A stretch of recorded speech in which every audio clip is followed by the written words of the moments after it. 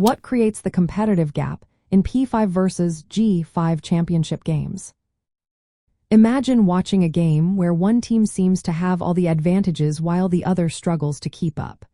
That's often what happens in college football championship games between Power 5 and Group of 5 teams. So, what really causes this difference? Let's break it down. First, the biggest factor is money. Power 5 conferences make a lot more revenue from television contracts with major networks and streaming services. This extra cash lets them build better facilities, hire top coaches, and spend more on recruiting. G5 teams don't have that kind of financial backing, which makes it harder for them to compete at the same level. Next is recruiting. Power 5 schools attract the best high school players because they have more exposure, tougher competition, and better facilities. These top recruits often become the star players who can change the game.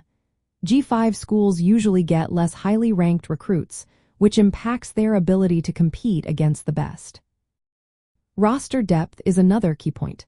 Power 5 teams usually have more high-caliber athletes on their roster. This means they can handle injuries and fatigue better during long seasons and tough championship games. G5 teams often have smaller rosters with less talent overall, making it harder to sustain performance. The strength of schedule also plays a role. Power 5 teams face tougher opponents during the regular season within their conferences. This tougher competition prepares them better for championship games. G5 teams often play less competitive schedules, which can leave them less ready for high-level matchups. Program stability and infrastructure are important too. Power 5 programs tend to have steady coaching staffs, advanced training facilities, and support systems like nutrition and sports medicine. These resources help players perform at their best consistently. G5 programs often lack these extensive resources, which can affect their overall performance. Postseason opportunities are also a factor. Power 5 teams have more chances to play in prestigious bowl games and the college football playoff, giving them more exposure and experience. G5 teams have fewer of these opportunities, limiting their growth and chances to prove themselves.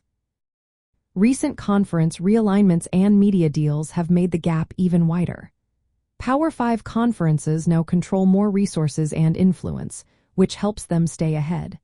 When G5 teams join Power 5 leagues, they often struggle to keep up, showing how big the gap really is.